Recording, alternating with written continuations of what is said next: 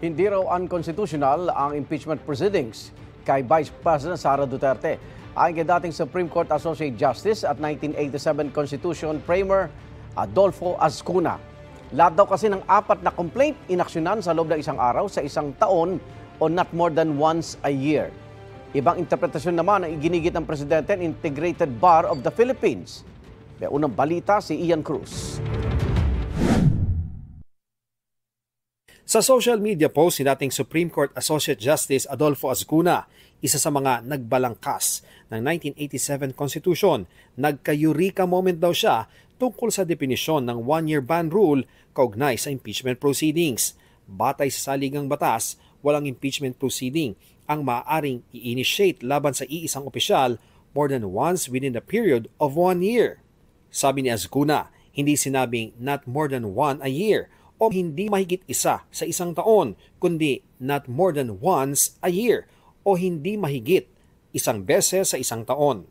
Ang 4 daw na initiated complaints, ginawa ang initiation sa iisang araw na aniyay may tuturing na ginawa once o isang beses lang sa loob ng isang taon.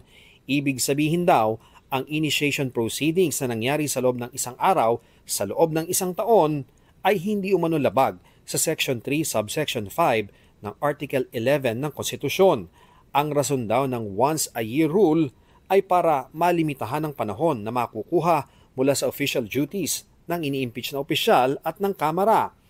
Ang multiple days daw ay kumukonsumo ng mas maraming araw, ngunit ang multiple o maraming reklamo na hinarap lahat sa loob ng isang araw ay kumonsumo lamang ng isang araw sa kasalukuyang mga kaso, kahit pa raw gamitin ang new definition ng pag-initiate ng impeachment.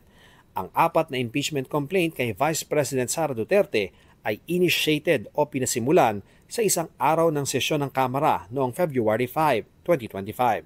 Sinisikapan ng GMA Integrated News sa makuhang panig ng iba pang legal luminaries at mga mambabatas ukol sa tila bagong definisyon ng initiation ng impeachment proceedings sa pananaw ni Azcuna.